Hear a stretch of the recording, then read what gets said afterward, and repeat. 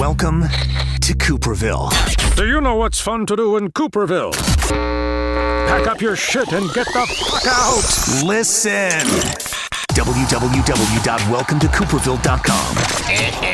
Who the fuck says www anymore? I can't even say it. www. Stop that. The Welcome to Cooperville podcast. On demand anywhere quality podcasts are available. And some places where cheap podcasts are available.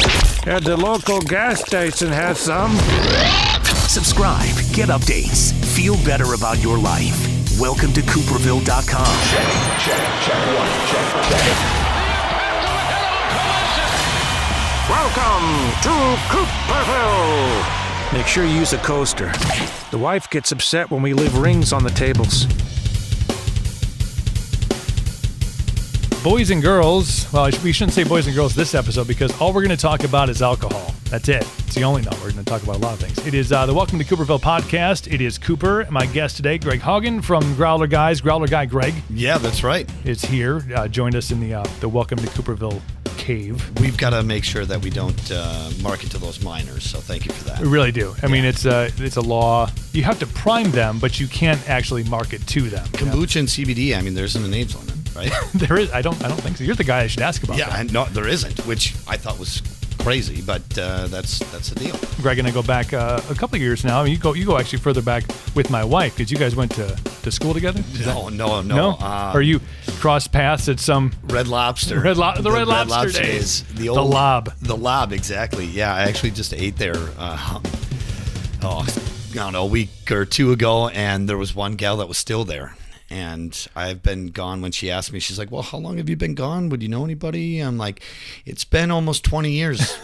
But 18. Have you worked your way up to general manager yet? I mean, she's got to be at least getting the perks now, right? Yeah, like team lead maybe. I don't know. Benefits? Yeah, of course. The general manager was still there, the one that graciously showed me the door when I got volunteer fired.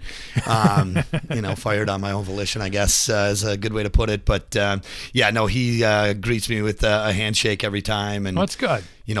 Escorts me to my table. I don't actually have a table there. Just so you know. I'll take my table. Right. Yes. If you could dim the lights here, that would be great. Yeah. But no, Greg now working with Growler Guys, which I just was fascinated by. Greg came into to my office, not my office, but into the building I formerly was employed at before I was not so voluntarily. Like I don't know. the name that will not be named. That one place, the former establishment.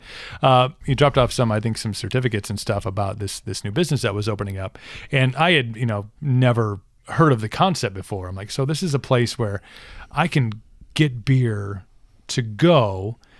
It's draft beer. It can go into a growler or a crowler, or I can drink it there. It was all the things I love, all rolled into one luxurious place. Growler Guys. Yeah, absolutely. We're up to 60 taps now, including the CBD and regular kombucha, some craft root beer on tap for the non-alcoholic options, and then 48 taps of craft beers, cider, mead, sangria now has got a pretty steady pull on one of the lines, and then we had a hard seltzer for the first time. So we'll talk a little bit about some of this. Yeah.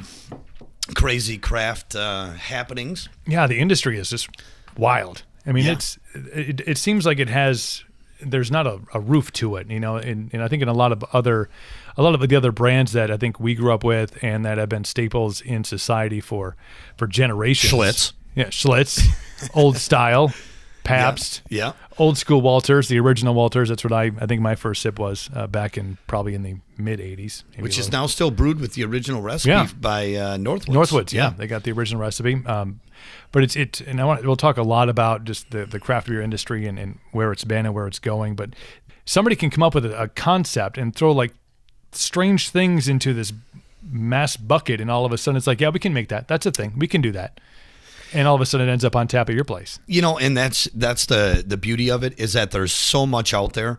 It's not just grapes and water and putting your pinky up while you take a sip of pretentious wine. Snooty IPA drinkers. Yeah, right. Now, I was referring to more of the wine side, but absolutely. It's the craft beer craze is continued. It has seen a little bit of a downturn as far as actual. The growth, I guess, has slowed. Right. So, it used to be just crazy. But when you get to a certain point, when you're growing at 30+% per year, well, you can't do that forever. Right. So it's, that we've seen some, those darn millennials, which I actually fall into somehow weirdly. It's weird. It depends on what stat you look at. It's such a dirty word these days. You know what I mean? Oh no, not the millennials. Yeah. But they don't like it either. They don't like to be this, just bucketed into this 18 or 20 year, era. But there is some evidence that some of the younger crew is going towards the lower calorie booze. So it's just mixers or the seltzers that I mentioned, stuff like that. Yeah, and it's I was just reading up a bunch about it because I'm not I don't want to say educate myself, but I have become a connoisseur. I'm an IPA guy. I used to be a MGD, drinking diesel fuel for a while there, moved on to light when I noticed that MGD at a certain age, all of a sudden you just drink it and I think I just gained 3 pounds by having that one beer. But then really got into to IPAs and stuff. And the one thing I noticed about becoming a craft beer connoisseur is all of a sudden, like I have my favorites, Toppling Goliath, I love Which is why you're drinking. Is that what this, what was this? Hop Smack. Not to be confused with Godsmack, which I'm sure you used to talk about a lot. I used to mention their names, Sully, all the time. And now we've graduated. We've replaced one for the other. Whether or not hop replacing God is a good thing, I'm not sure. But it depends on how you were raised. It depends on if you had to go to the Sunday church service before the fair or you just went to the fair afterwards. I've been trying to get craft beer into the service for a long time. They got wine. Yeah, why not craft beer? Yeah, what's the jump here? Because beer doesn't look like blood. Brother, come on. Oh, man.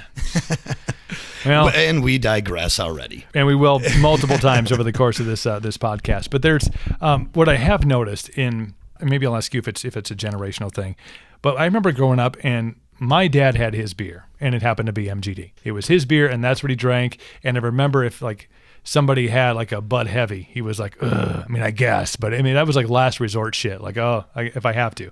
And even growing up, it was always like, well, he's a Miller Lite guy or he's a Coors Light guy or a Bud Light guy.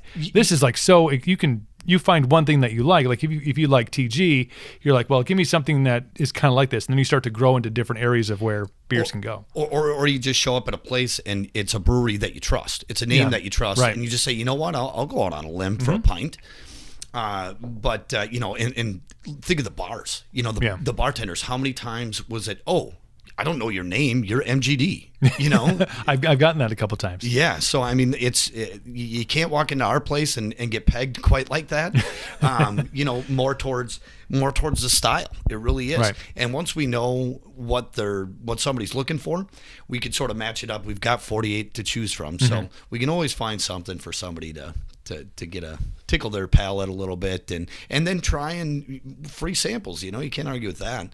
Try and branch out and get them to try something, that's just on the periphery of what they really like.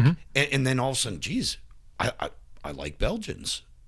Who knew? Yeah. One of my friends, he's a Coors Light, Bud Light guy. Right. Loves sours.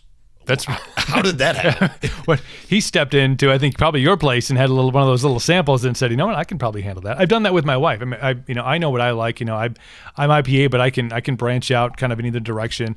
I know what her flavor palette is, so she'll send me in to see you or see your staff over there, and she'll be like, give me the, it was like the Merry Mistletoe, or not Merry Mistletoe, but the Mimosa, Merry Mimosa.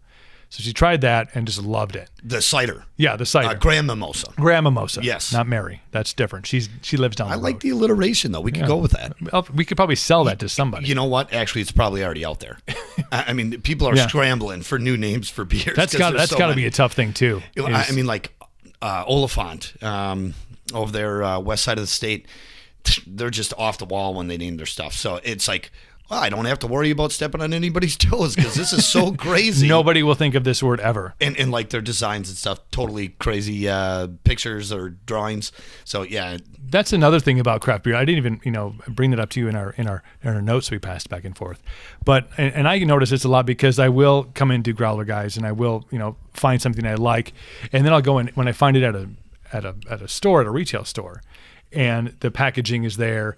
Usually it's always the checkout person that's like, what are you drinking here that has a purple dinosaur on it? I'm like, well, nobody beats Fantasy Factory. Yeah, it's a unicorn with fire shooting out of its eyes and a cat. It's a ninja kitty toting a 50 cal riding a fire breathing unicorn. Like, give me a break. You're not topping that. It makes you wonder, did they think of the graphic before they thought of the beer itself? Like, I have an idea. Or were they sampling the beer itself and like, I have an idea. Here's what we're going to do. Yeah, right. Unicorn kitty. Nope, bigger gun. Right, yeah. We need to go more off the beaten path than that. Oh, fire-breathing unicorn. Because we've never seen one of those before. It's a rarity. Yeah. In the craft beer world, again, you kind of talked about the slow growth, but I want to talk about just reading in, I think, USA Today in a recent poll that they did, or a study that they did, craft beer in that 24% of the beer market, which is about $114 billion total beer market. So that's about $27 billion with a B dollars. At what point, and you probably have a good idea of this, did the big boys look at the craft beer industry? Start crapping their pants? Yeah, start going, wait a minute. They probably see it was probably a small number, and it's niche, and it's going to go here and there. But then all of a sudden you see $26 billion is not something anybody sneezes at. When did the big boys start to maybe look into that as something they wanted to be a part of? So I've gotten to know a little bit about the craft beer industry history, talking about Colorado, the first craft brewer out there, and they were like 79. I'm trying, writing up a little bit of a blurb for their event, and I'm like dumbfounded that, wow, 79. I was early to the IPAs, right? In my mid-20s, if not just shortly thereafter 21, when I could buy my own beer. What's that? 7.9%. I'm in. Give me that right? one. Yeah, Give me yeah. that one. But that, even back then, that $12.99 price point is a hard pill to swallow, and that's sort of where this concept was born, and in out west is where it really started because of the laws. We're blurring that line in between retailer and the three-tiered system is basically the manufacturer, the distributor, and the retailer. We are blurring the lines between manufacturer and retailer. Well, what do you mean? You don't make the beer? No, we don't make any beer. We don't. People are like, you brew this all here? I'm like, do you see the footprint that we have? Have you seen the back? That's where we make the pizza. Yeah, and actually, you're in the front, and you can see the back. So exactly, because we put a lid on it and seal it, all of a sudden, we're manufacturers. So, so that's where we're blurring the line there, and the laws changed earlier on out west, and then slowly have made it here. I think right now, only currently 13 states is it legal to do what we're doing here. Wow. To have multiple beers from multiple breweries that we're able to pour on, draft, and then seal that up and send somebody out the door with it. Which, by the way, is one of the coolest things that you can witness. Because I remember being a kid and trying to figure out how did they get this soda inside of this can and then seal it. It's like little people inside gluing the top down. But you go into a place like Growler Guys and it's a really cool process, almost instantaneous. It's very quick. We CO2 purge everything, so it's putting that tube down to the bottom. You've got that CO2 that's actually heavier, denser than air. So as the beer fills and pushes that level of CO2 up, it's creating this barrier between the beer and the regular air, so that when we seal it, you've got a can just like it is off the shelf. 90 days is what we more or less, guarantee as far as freshness. But yeah, we're right in line with buying beer, a 18-pack of Budweiser. Right. Where does this demand come from? Because I don't think at 21, and maybe that's just because how I was raised and the products that I got my hands on before the legal age. I don't know if my palate was quite ready for a an IPA or something that was 7.9 or anything like that. Where did the demand start to just kind of skyrocket to say this is a whole new group of people that are out there demanding, they're willing to pay $10 or $12 for, hell, $12 for a 4-pack, to get the beer they want because of the flavor profile. I think that a lot of it was born out of the fact that people wanted to maybe drink local. They wanted to support something local. As with many trends, this started on the West Coast. Yeah. And that's why you see just tons of these great breweries, San Diego, LA area, in between there, all over the West Coast, all the way up to the northern end. So it's something that really, people just wanted to expand their palate, and, they weren't beholden to what their dad drank. Right. You know what I mean? So it's a change in a bit of a culture, and then just the options, the sheer number of different beers that you can try and things like that. And you know what? It wasn't just about getting drunk, right. Maybe that was high school, where you could only get what you got your hands on. And, and then people mature and you move into something where it's like, man, this just tastes so much better. I don't need to sit there and slam beers anymore. I want to sit and sip on something that's just delicious, you know? Now, if you do overdo it with some of those IPAs, sometimes it feels like somebody pulled your tongue out of your head. I've had those mornings. Smash, one of those meat tenderizers with the nice sharp spikes on it feels like that. You wake up and it's like, oh my, what happened?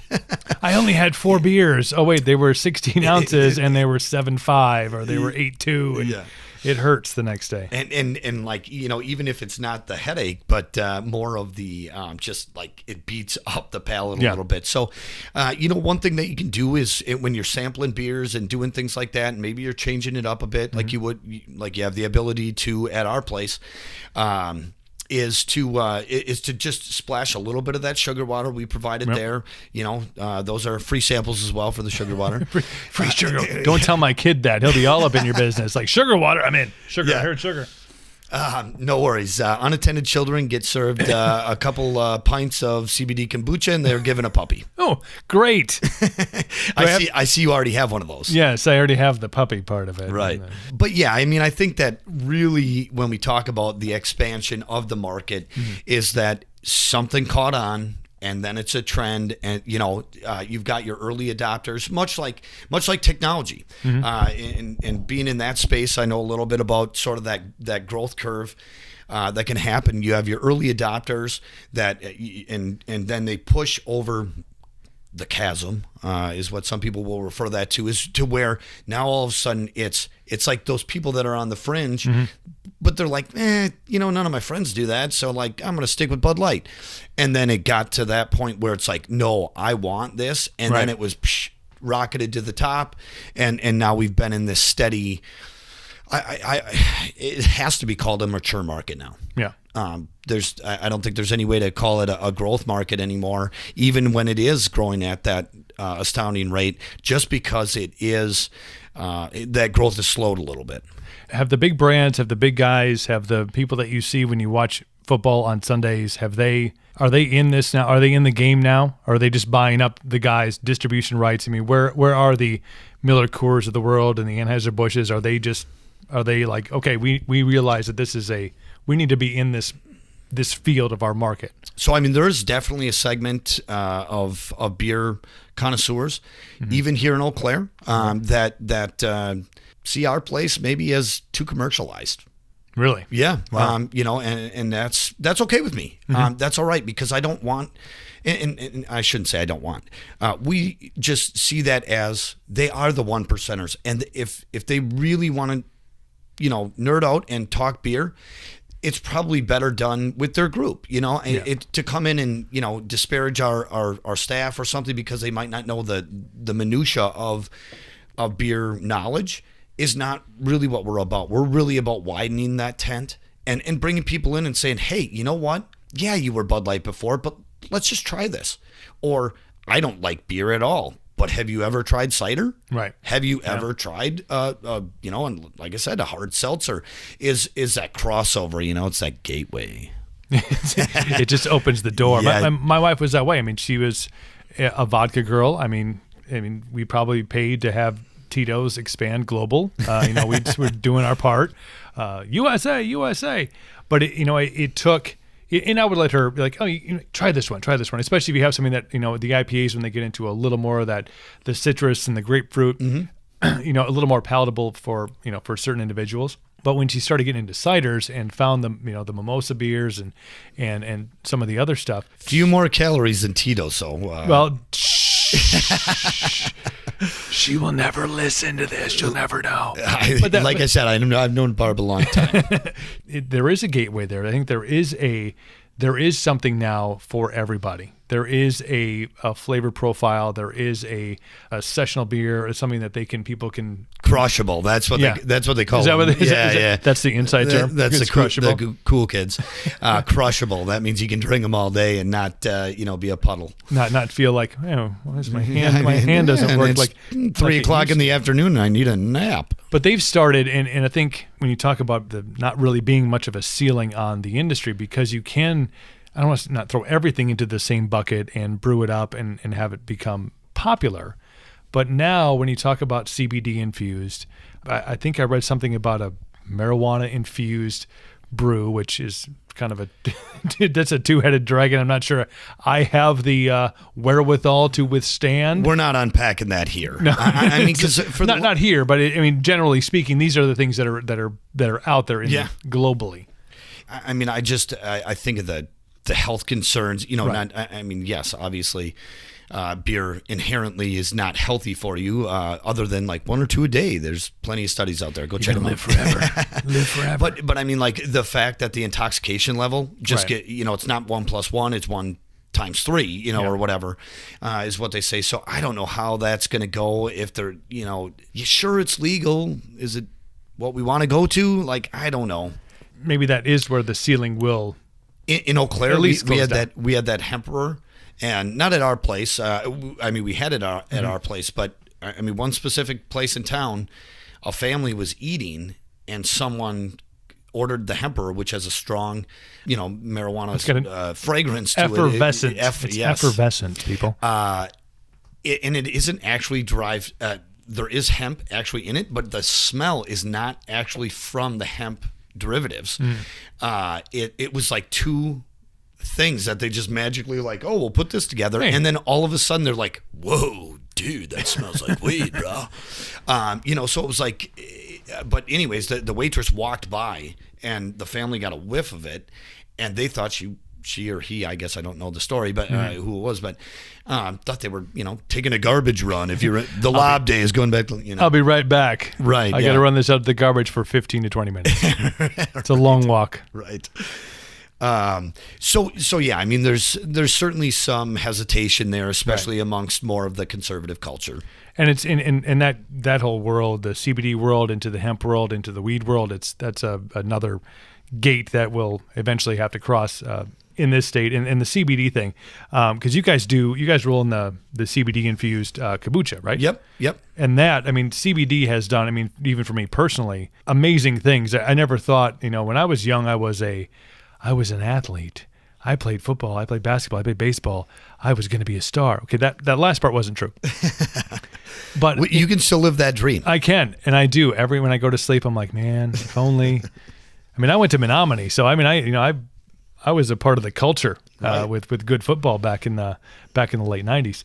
But what CBD has done, I think, and it's crossed a lot of barriers. And I think it will soften the blow of eventually that weed will become legal. It's going to happen. You can brace it or not, but CBD from a medical perspective, didn't quite buy into it at first. Tried it. I'm like, okay, this is legit. I don't wake up feeling like I'm 100 years old anymore. There is nothing scientifically proven about CBD, but the anecdotal evidence, if you talk to somebody that's tried it, back pain, joint pain, headaches, migraines, it's crazy. Yeah. And honestly, somebody had given me a little thing of the Salve, and I've been using it on my elbow that felt a little tendonitis in when I'm playing sports and things. And yeah, has it felt better? I don't know.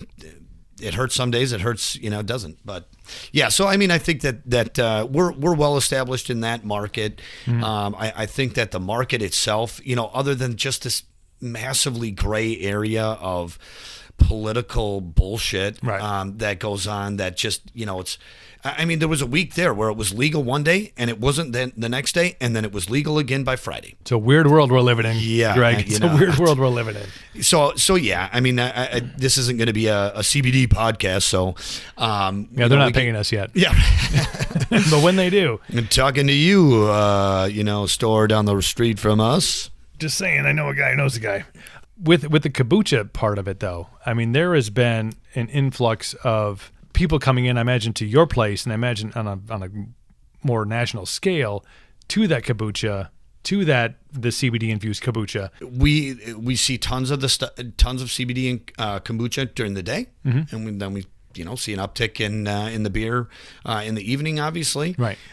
Whether that be to go or in store, but the CBD has now eclipsed regular kombucha sales, and I think we have 4 to 7 regular for CBD, and continuing to come out with additional flavors and things like that. We work with a great company over there in Sister Bay, I believe, way up there in the thumb of Wisconsin. The thumb, yeah, that's right. But they're a great company to work with. They've been providing us with everything we need for a long time. So, and then Nisala from Madison. So we've got 2 great kombucha companies from Wisconsin. We're drinking local, supporting local businesses. Local-ish, I guess. We don't have anybody making kombucha in Eau Claire necessarily. Not yet. Not hint, yet. Hint to anybody who's listening to the podcast. Right. Get them scobies out. Free the scobies. You don't want to see pictures of them. No. Scobie, it sort of sounds like a Scooby snack, but it looks like a layer of disgustingness. Google it. Yeah. Google it and then hit images. Not while you're eating. Not right, yeah. Not while you're eating. After your food has settled a little bit. Right. Do you see is this more a female targeted drink, or is it split? Is it 70-30? Where do you see your kombucha sales? Actually, you obviously know. For the listeners, though, I have a partner. He runs the operational side of the business. I'm more on I'm the silent mouthpiece, I like to say. Which, I've seen your videos, Greg. I've seen them. Yeah, right. So I don't know how that works out. But no, he would be able to tell you that. I would say that it skews more female, for sure. Right. But you market it more towards females, or is it? Yeah, I mean, so coming up here late April, we're doing a yoga session before the store opens, and I think they've got 23 people or something already signed up, and then they'll I think they each get a free pint or something of kombucha and get to hang out and talk yoga or whatever. Where do you buy your yoga pants? I don't know. What sort of demographic is going to yoga? Yes. Guys are into yoga. There's tons of them. Yep, absolutely. But as far as the vast majority, it's probably skewing more towards the female side. Because I do not look good in a pair of yoga pants. I'm telling you, it's just it's all sorts of wrong. Those ones, the see-through ones, I especially hope that you never. You better have some more of that beer over there, yeah. Otherwise it's going to go awry really quick. I just actually read about this morning after probably the 300th time of watching the new Avengers trailer. Endgame. It's coming out. Pre-sale tickets are available. Fandango, sponsor the podcast. I'm just saying, because they need the money. They need the uptick here. If they're not already, they should be. I'm just saying. We'll put a link in the show notes. But the latest trailer for Avengers Endgame, there's a shot of Thor with a can on the desk that he is sitting at. That can happens to be a can of Athena, which is a craft beer brewed in Georgia. But what is the Athena the god of? Athena is the Greek goddess of wisdom and warfare. I was going to say, you have to wisdom throw the warfare. And warfare. Right. So I have it noted here. I got complete with sound effects. Just so you know. My producer. Oh, wait. Wait, no. Those are legit sound effects. There is the brewery is out of Georgia. And they gave permission to, obviously, to Marvel to be able to use their beer can in there. And why wouldn't they?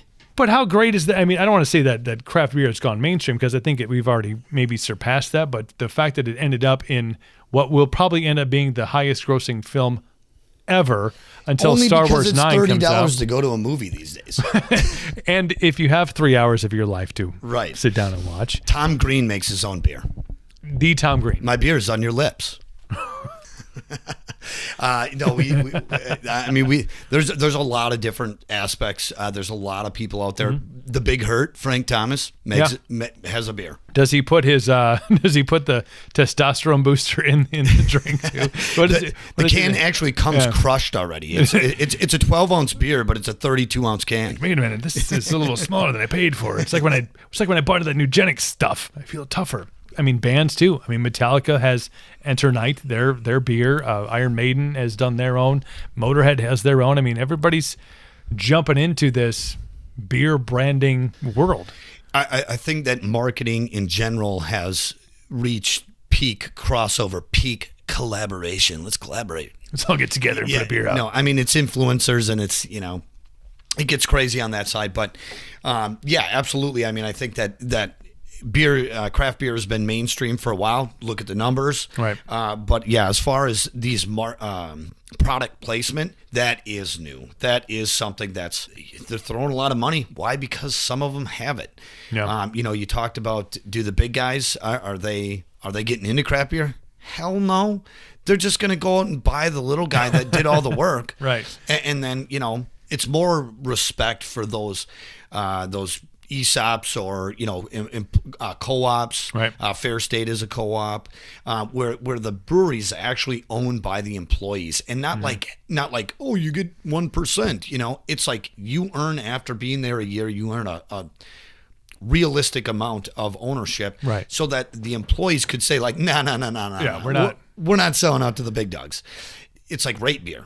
Rate Beer was acquired by InBev, if I remember right, which just loses all of its credibility, which is very unfortunate because it's one of the most common outside of Beer Advocate and then of course Untapped, is one of the highest trafficked beer rating sites out there. Right. Would you consider when Budweiser goes and does their bourbon barrel stuff, is that craft or is that just them? Cannot be. There's a line in the sand and it's one or the other. There's a label. Okay. The craft label is built on three parts.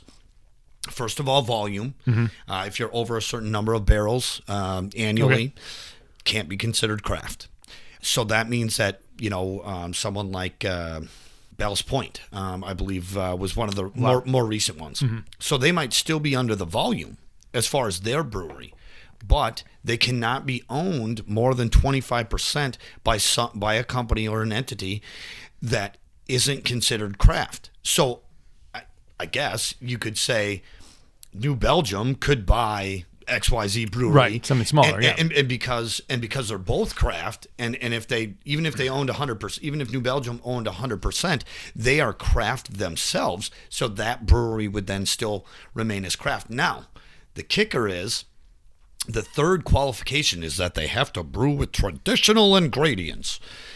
What exactly? How does one quantify traditional ingredients? Yeah, I mean it's malt, barley, right, water. So it's crazy. I mean, they're looking to change this now. The actual Brewers Association is looking to change this third qualifier because so many breweries are now getting into ciders or meads or a hard seltzer, which don't include any of those traditional ingredients. So it's something there that. So they're just the big boys. There's changes. Yeah, if the big boys want in, they're just going in and overtaking. They just back the truck up. Beep, beep, beep. See, there's those professional sound effects. It's my guy. It's my guy in the back. Yeah, we'll call him Bat Dad over there. He's on my bat. I do have a bat mask over there just in case things get wild. Or we could just go Gravedigger. Oh yeah, Gilbert Brown. Yeah, I actually saw him at the trampoline park the other day. No kidding. Yeah, I talked to him for a few minutes. Was he actually on a trampoline? Because I feel like if guy's looking svelte, man, he looks like he could still play. I don't know. It looks like he's been skipping leg day for about 30 years. His arms look like he could still throw some offensive linemen around. But one of the nicest dudes out there. Seriously, he's so good at what he does. Yeah, and just moseying around Eau Claire with his kids. He does a lot. We've worked with him in the past. He is so into helping. Yeah. Like that's his calling. Did the now. anti-bullying thing Yeah. in town here a couple weeks ago. I did make a plug for our golf outing for junior achievement. See if maybe we could get him lined up for next year. So we'll see how that pans out on a later episode.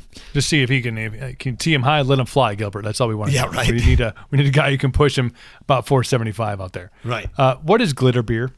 Dude, I saw this question on your list, and it is peak craft. It is just what can we do next? Okay, so it's not like there's not actual because there is there's actual there is glitter. Absolutely glitter in the beer, digestible. However they figured this out, like, hey guys, let's sit around and you know that shit that just annoying as fuck, and it goes all over your house, and so God. much so that you know, let's find a way that people can ingest it. Wow.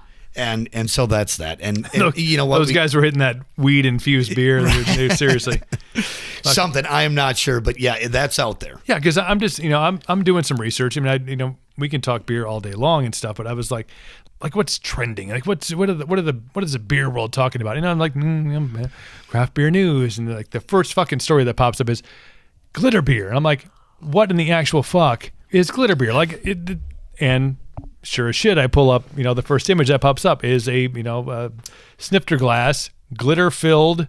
I'm like, oh, this is a good question for Greg. and to be honest, I've never tried it. If the beer tastes good, then that's one thing. If it's just a simple novelty, like, ooh, my beer sparkles. So does my shit. It's great. This is amazing. It's in and out. We call that I/O in the tech world. Okay, good. And write that down. Right, yeah. Input, output. But yeah, I mean, there's no way that gets digested somehow. So yeah, it could make for some very interesting splattering. Wait a minute. Okay, we've definitely digressed now. Okay. Get this thing back on the rails. Yeah, it's on the rails. All right. Beer school. Yeah, so beer school is a thing. Totally a thing. When you... Let's just call it Cicerone, okay? That's okay. That's you've got your there's 3 levels. You've got your master Cicerone at the highest level. You've got your apprentice Cicerone, I believe, and then there's I'm not the expert on that, being an expert, I guess, but I've met a couple of them. When we went to out to Portland to do a little bit of just beer education, we met with the rest of the franchisees. Really nice guy, just laid back, super intelligent about beer. Like, can identify 120 some different flavors in beer. Like, has trained his palate to be able to pick up those nuances of different beers. So, I mean, it is a skill. It is a definite profession. I imagine that he was being paid fairly well from New Belgium. He was on staff. I was going to say, imagine that gig. So you're like, here's what I have to do. I have to try 120 different kinds of beer and be able to identify. Not 120 different kinds of beer, 120 different individual ingredients or flavors that could be enclosed in that beer. So, I mean, it's crazy. That's... Like I think of like MIT, Smart. This is like on that level, on a different level. On beer, yeah. On beer. So at least you can pronounce Cicerone, right? I mean, Cicerone. Yeah. Cicerone. Yeah, or us regular guys. But you've got to be an absolute genius level rocket scientist. What is it? Sommelier? No, it's a sommelier, on the wine side. But it's like... Again, the pretentiousness, like craft beer is more about fun. When I look to set up these events and we're putting a little description out there, fun is almost always in their description of their brewery, their mission, their mantra, whatever it might be. Fun is included. Stuffy is not. Right. Spit it out? What? You've just defeated the whole purpose of what we're trying to do here. Right. You're missing the point. Yeah. And you see a lot of this with, just with the beers that I like. Obviously, I'll like them on Instagram or I'll like them on Twitter or something in that. But, it's not just like this building that exists where they make beer. It's like a fucking fun house. Like, we're going to build a fun house. I look at some of the guys down in Madison doing it, like Carbon 4. Carbon 4, yeah. Ale Asylum, even the TG guys in Iowa, Surly to an extent, but they're places to have bands and they have food and they have all these different things because they want. I mean, this is like we're having a party. By the way, we're also brewing beer in the back. But I mean, let's not get it twisted. So far, they are, they're still making money. Okay, let's be honest. It's follow the money, because how else do you do that? How else do you? So any retailer, they want to be on Amazon, but guess what? Amazon eats into your profits. Mm-hmm. So you go to your own website and you try and drive traffic there. It's much like that in the beer world, where you have a tap room. Oh, well, I can make a 40-something% margin by people coming into the tap room. Mm-hmm. Whereas if I got to pay a distributor now and a retailer, and oh man, this is ridiculous. Plus all the paperwork. Plus I want to get it across state lines, and because the federal government has all their bureaucratic red tape and they want their cut. Right. Then you've got to pay the fees and the licensing and so it's just simply a matter of, yes, it is. I will not downplay the fact that all the breweries have their own culture, mm-hmm. and it's awesome. It is awesome to see. It's a place to go. They're destinations. I mean, they're building these tap rooms like their fountain houses now, and it's great to see. But at the same time, it is also about the bottom line. I mean, right. This decision seems weird. Well, follow the money. And if you see some of these places, I mean, you look at how they're building these rooms out. Well, I mean, they're beautiful. Bell's Point, when I was out there in L.A., it's on the ocean. It's on the point. It's a beautiful place. Wow. Glass railings the whole way around. A beautiful rooftop patio. I mean, like, that acquisition money comes in handy. It costs a couple of dollars to get that kind of stuff done. Now, we talked about the legalities about moving things across state lines.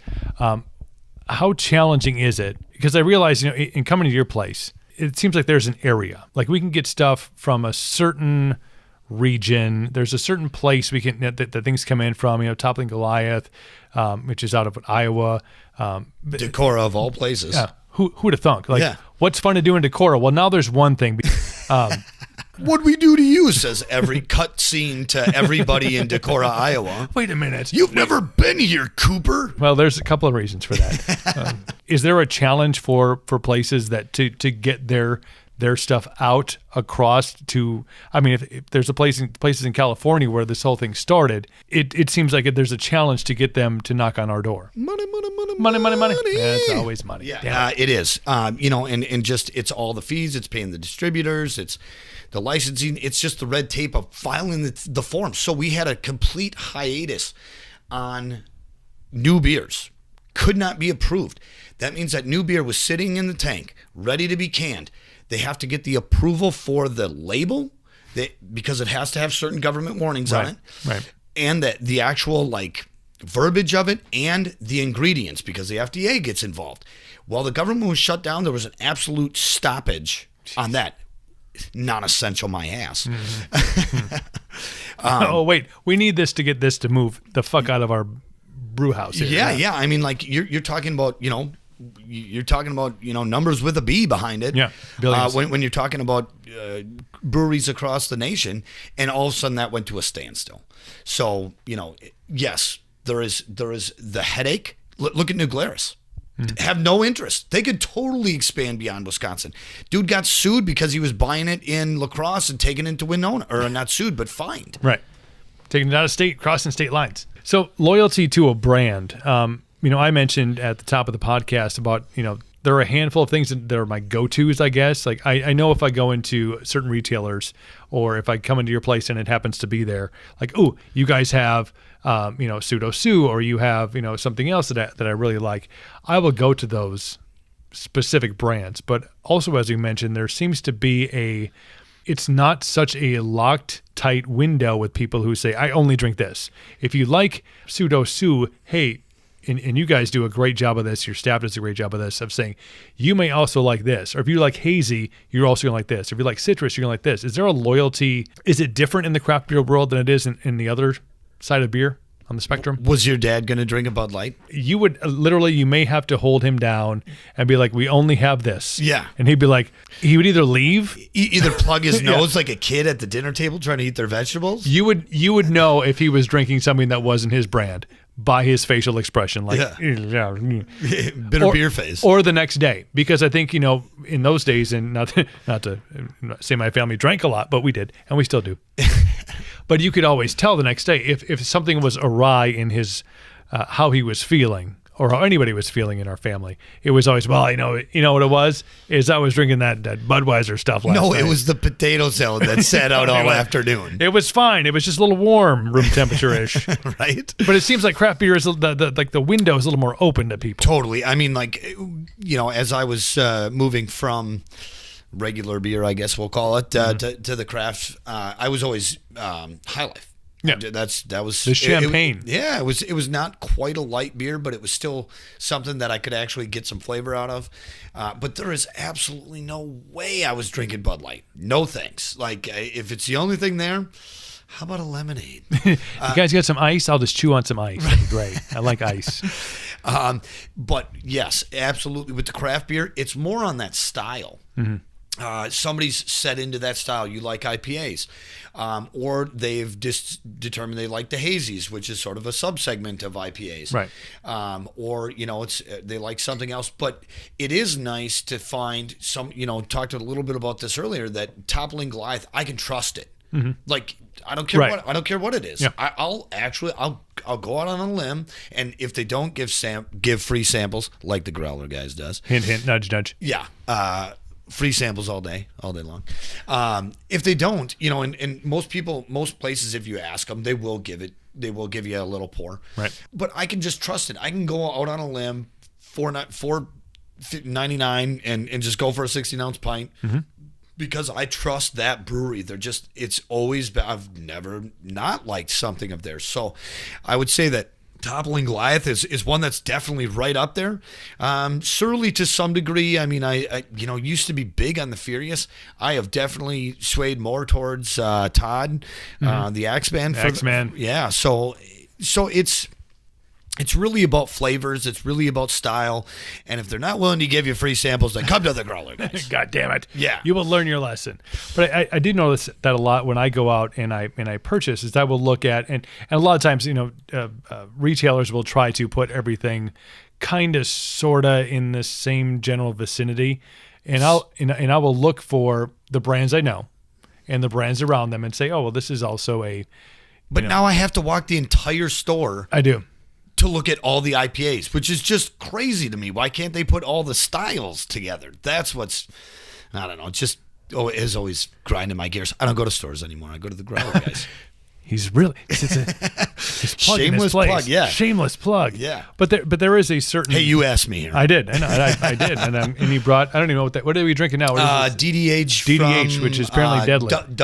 Double dry hopped from Untitled Arts, which is brewery out of Madison, that works a lot with Octopi. So Octopi is, am I getting this backwards? No, Octopi is the gypsy brewer. And then they pair with Untitled Art because Untitled Art has capacity. So it's this relationship that's just symbiotic, right? When you talk about, and we are totally changing subjects to something that we didn't even talk about. Yeah, it's all good. We're talking beer. So gypsy brewers are ones that will bounce around. And if you have a brewery and you have paid thousands and tens of thousands and hundreds of thousands of dollars for all this equipment, you don't want to have it sitting empty. And that's why you see yoga in the tap rooms, in the brewery space. Because you want people, you want bodies in it. Look, if we're not brewing, we are paying for this footprint and a boatload. Why would we want to have it sit empty? So they're having events and things like that. But also, if they've got a whole setup sitting empty, they're going to bring in somebody that just wants to contract out. That's how Mobcraft in Milwaukee got started. And he went on Shark Tank, and he's like, hey, I'm going to build my own brewery. And they're like, do you understand how much that cost? Yes, actually, I do. I have the numbers. And actually, by the time it had aired, he was already well on his way to building the brewery. Henry, a great guy. We've had him up 2 or 3 times for tasting events, and he is, as far as being a founder and driving 4.5, 5 hours to come up here and spend time with our his fans at our place, man, I got to give that guy a shout out. But absolutely, he went on Shark Tank. They told him he was crazy, and now he crowdsources And why not? Yeah. I mean, he's got, and that's the thing that I love to see is that there are certain brand ambassadors. And if you can find, if it's the guy who had the idea, came up with it, and put it into fruition, blossomed it out of, Nothing. an idea, and he's still out and he's still grinding and he's making the drive and he doesn't have to. It's easy enough to hire somebody to go, hey, you're now the guy. You're the guy that goes out and you do the events and you're the face of the whatever, and I'll sit back here. But it's really cool to see that, because there's a handful of them that are still out doing their thing, because this is why they got into it. They didn't get into it because I want to have my own beer and I want to have my own brewery and I want to have my own tap house, and they loved it. They love this so much that they want to be out and with their fans. I don't want to just sit back and collect a check. Exactly. This is because that's easy to do. Right. Yeah. I mean, Especially this is now. the culture. Right. He, obviously loves talking beer, and that's a lot of, it's not this pretentious, I'm the owner and I'm a millionaire now. Whether he is or he isn't, I have no idea. But he's willing to come up here and just put on a great time. So if you ever have a chance, definitely good way to go. And we've got a lot of breweries like that that have come in. I mean, we have a tasting event. How many plugs did I sign on for? How many do I get? They're writing your checks, man. They're not writing mine. Right, You plug as many people as you want. I'll just drink their product. It's all good. No, so I mean, we do have the tasting events every Wednesday. We tell them now. Like, we've had a couple of so-so ones with a distributor, which will remain nameless, that didn't go over so well. I think they call that name redacted. Yeah, right. NR, name redacted. But it just, they weren't into it, and they had a rep. It was a brewery from a far away distance, and they have a rep that just sells here. They're just a salesperson. Right. They could be selling paper for Dunder Mifflin. Who cares? Nice office reference there. Yeah, right. Ties it all in. So I mean, it's just great. It's so refreshing to see somebody that's so passionate about it. And I would say that, like, South Shore is the same thing. They have a brewery in Ashland. I've driven through Ashland. I'm sorry, Washburn. They have a Washburn County. Yeah. No. Washburn County is like midway between Eau Claire and Lake Superior. Washburn is on the lake. Oh, it's up. Whatever county that is. I should know because I buy fishing stamps all there all the time. But anyways, driving through Washburn, you would not think that it's a place where there's a brewery. But that's what they wanted to do. So they put one there, a smaller one, I believe, but they brew there. And then they have a bigger one in Ashland, which is like so against the economies of scale that what are you doing going into this tiny little town and creating a whole new brewery when you have all this capacity? I mean, not necessarily that they're not using their capacity in Ashland, but to go there and set up all over again. Right. But it was because they just love doing that, I think. Yeah, they want to. And, when they come down, it's a great time. I mean, their following is like frenetic. They're so into it that we packed a place, and, so Wednesday nights tastings, we got Dogfish Head coming in this next Wednesday. A couple other ones. Got to be careful with the 90-minute. You got to be careful with the 90-minute. And then there's 120. Oh, you got to be. I've had that, I think. Yeah, if I remember. If I remember correctly. But yeah, so I mean, as far as loyalty goes, bringing this whole thing back full circle, loyalty is built on either just a absolute knock dead, just the best product out there, the best beer in that category, or just the excitement and passion around pleasing the palates of so many people that actually care, return that passion back. And it seems like in the craft beer world, it's there's the passion level and there's a connection, I think, have we developed a term yet for like the big boys? I mean, I call them the big boys because there's the Buds and there's the Millers and there's the Coors. And you mean the domestics? The domestics. That are all owned by international companies that aren't domestically located. It's a weird tangled web that they weave, isn't it? Yes, it sure is. That seems so like... It's more repetitious. Like I drink this because this is what I drink, and it's not because I have a relationship with it. Because I'm scared. Because I'm fearful. Right. If I tangle outside of this box, what's going to happen tomorrow? Yeah. But I think there is, when you talk about the craft beer, they're your friends. Like you feel like, yeah, I'll go out and buy like a Revolution Brewing out of Chicago, buy the superhero 6-pack. Obviously, that plays down two of my really tight emotions: beer and superheroes, because I'm Batman. Right. But the connection between And it comes down to branding and labeling and how, what it looks like and what it feels like. I would wear a TG shirt, loud and proud, because I'm connected to it on a level that's not just, I go and buy this because this is what I drink. Well, so I want to be connected to it. I want to be a part of that culture. I want to be associated. Yeah, exactly. And sometimes guiltily. So is that a word? It is now. Well, it is officially. Yeah. Webster's, right? If you'd like to sponsor the podcast. No, Miriam's not going to stand for it. Making up words on your podcast, dude. Right.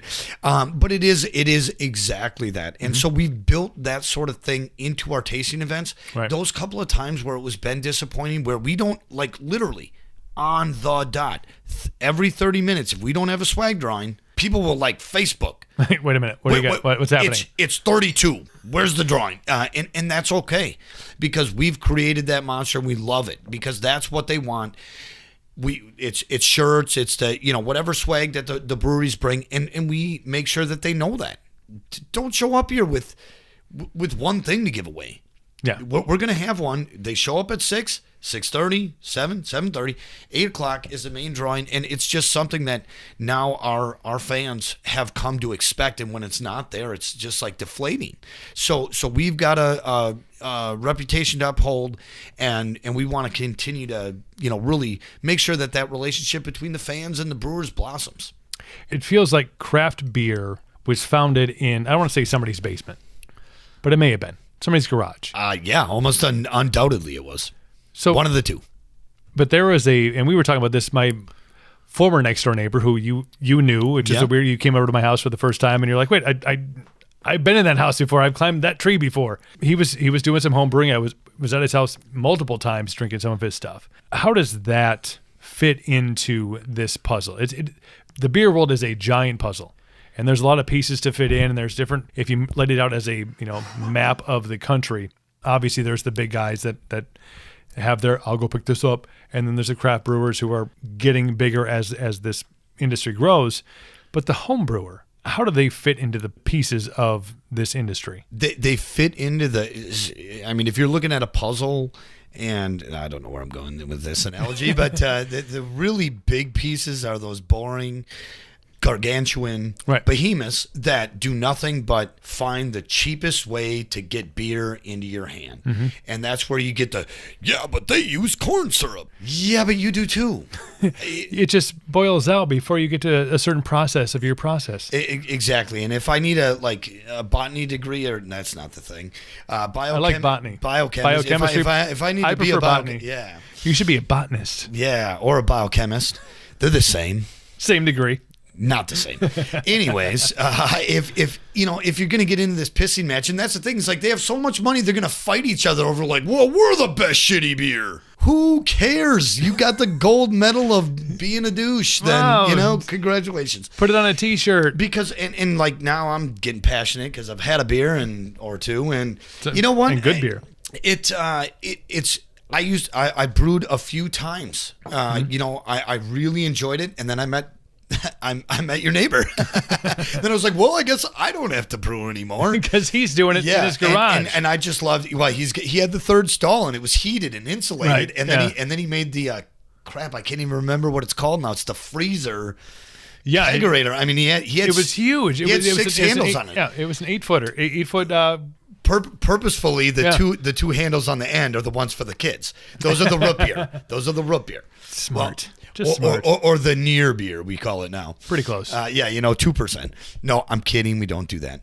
Can't market to minors yet. But yeah, no. So it is because people are so passionate about this to take it out of that's a huge leap to say, well, I'm not going to just give it to my friends anymore. I actually want to make this a living or at least more than a hobby.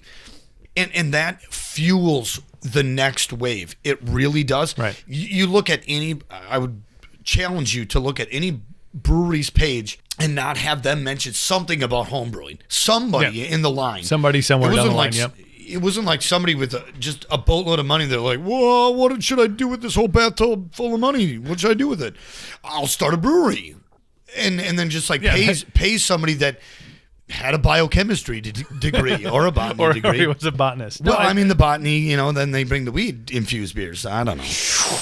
Full circle. Exactly. So the passion behind the home brewing scene is what drives the entire machine. Yeah, because I don't think it's not the guy with the bathtub full of money, because he doesn't have the passion behind it. I mean, he can find a guy with passion behind it, but that guy with passion is going to be the guy that's making the 5-hour drive up to your place, knowing that he doesn't have to do that, but he wants to be behind it. It's the guy that was in his basement or in his garage or and wanted to just share a bit of craft with his friends and family. Right, that's where it started. Yep. It's like, try this. I'm the only guy that in my whole family that drinks anything worth a shit. Well, I'm gonna make something that they'll actually like. And then they do, or they'll actually try because, damn it, I'm their brother. Because they have to. Right, yeah. Because I'm hosting Thanksgiving, and that's all you can drink. Sorry, don't bring your own. Oh, sorry, guys, fridge is out, but I got this sweet kegerator. Come on out to the garage. Yeah, and then, and then it catches on a little bit, and then because of that person's passion, it turns into something greater. And a lot of the times you'll see some of those home brewers, like all the ones on the west side of the state, Hop and Barrel and Oliphant, and now the new guys, guys and gals. I always say guys. Equal opportunity drinkers. Yes. Well, no, and I mean that in a way that I always say guys, and I always mean guys and gals, because there's tons of women in brewing as well. But that group has started from homebrewing almost exclusively. So even here in northwestern Wisconsin, it's maybe more prevalent. Maybe I'm just exposed to it more.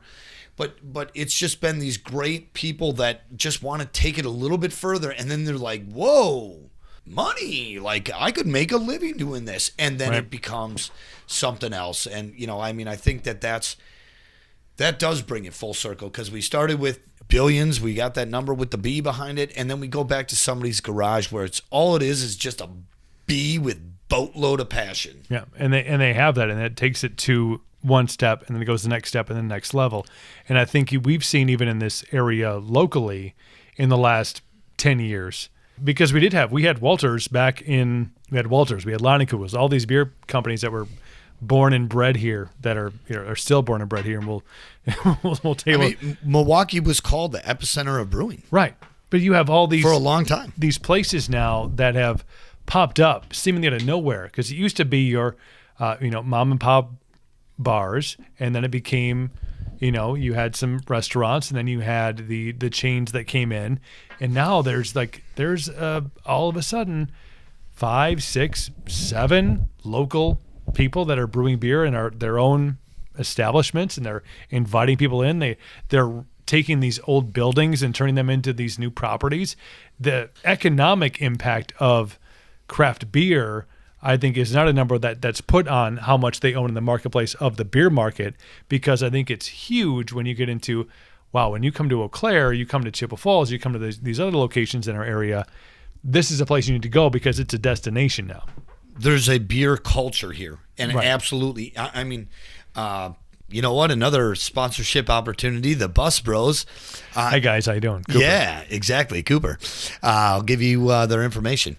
They've created a whole business off the periphery. It's like, who made the most in the gold rush? Who didn't lose anything? Who had zero risk? The guy's selling shovels. Right. Hey, I got you. Help out over here. Yeah, exactly. You're going to need an axe. You're going to need a pick. And a shovel. And they bought all those shovels, and they got bupkis, like they came away with nothing. But that guy was selling the shovels made it. Mm-hmm. So, it's those peripheral companies that are just capitalizing on the whole, I don't even want to call it a craze. It's not a craze. It's not a fad. It's a movement where, it's so. The internet was a fad, clearly. Well, and iPhones, those were a fad too. Those are going away. Let me put my 2 away here. Hang on. Hold on. Let me fold my MacBook down. Yeah, if Apple would like to sponsor this podcast, I will take 1/10 of 1%. Right. No, what a good little spot that was. I think we could make it happen. I think that there's never going to be an overtaking of the big boys, because the human population will always resort to go to easy, convenient, cheap, doesn't matter. What happened to Red Dog? Is Red Dog still a thing? Can I still get some Red Dog? Man, the days of Red Dog. I got some stories. Those are for after the podcast. 30 packs for $7.99. 30 rails of Red Dog. Be fine. This is one of those things that has put itself so deep into the culture, the beer culture and society, because of, I think, the peripherals that you talked about. To wrap it around, Bus Bros, they just do tours. Yeah. And they just do tours to breweries or wineries. How genius is that, though? It's perfect, because what do you not want to do when you want to go visit 8 breweries? Drive. Yeah. Absolutely not. We always encourage responsible drinking, and mostly irresponsible drinking while you already have a driver arranged. Speaking, and we'll wrap on this. Because I think there was a good point to this. I remember I was in radio for 20 years. When I got in, beer money flowed in like this tap that was just open and it flowed. I mean, we were talking about local beer companies, distributors. Yeah. I mean, but that money wasn't coming from them. That's coming from the parents upstairs. It flew in. I mean, in 6 figures yearly. And we busted our ass for it, because it just came in. It was bar event, go. The shift happened probably 10 years ago when DUIs became a thing. Well, they've been a thing, but they were a thing like, what was it? President Bush, I think the G-dubs.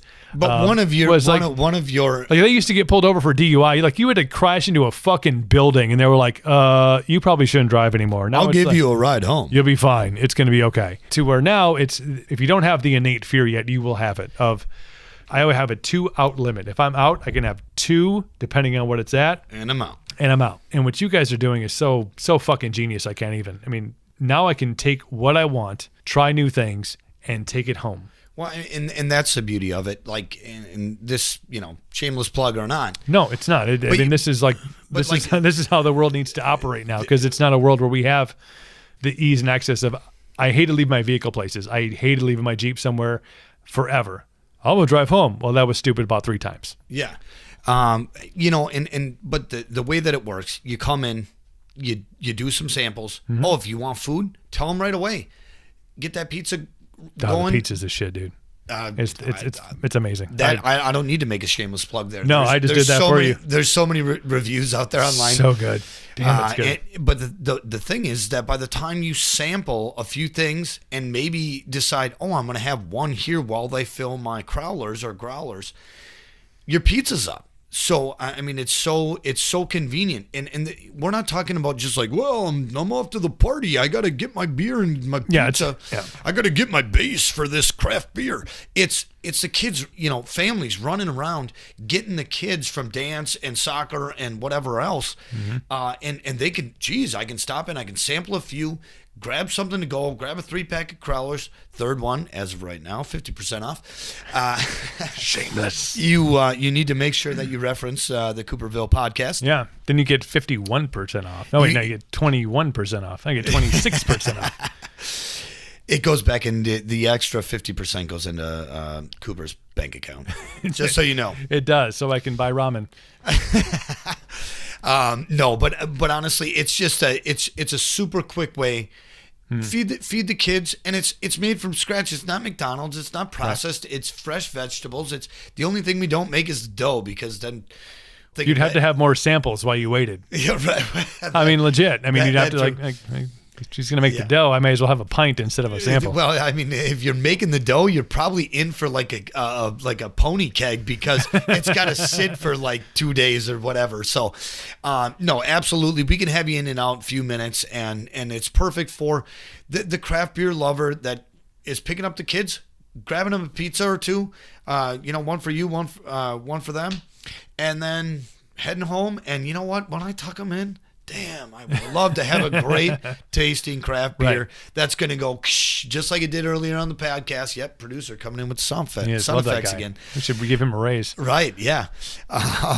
But yeah, so I mean, that's a deal. And it stays away from having to be out there and being stupid or risking things and stuff like that. So and if you are a bar patron, your standard bar patron, it's tough. I mean, I've gone into places because I have my palate, and it's like I said, in the last 5, 6, 7 years, it has changed dramatically. So I go in and say, what do you have for an IPA? And most of the time, depending on the location, they're like, like they're not No, but everybody's got that really sweet untapped. Yeah, that rolls on the one TV screen, and then the one screen comes up, and it's just like Bud Light, Miller Lite, and it's like, did I need a screen to tell me that you have that? I'm pretty sure I could have guessed that before I even drove past this place. Right. So it's tough to find a place if you do like craft beer, if you do like IPAs, if you have a certain palate for things. If you want to get, it's tough to go into a bar and get something that you want to drink because you're going to have to settle.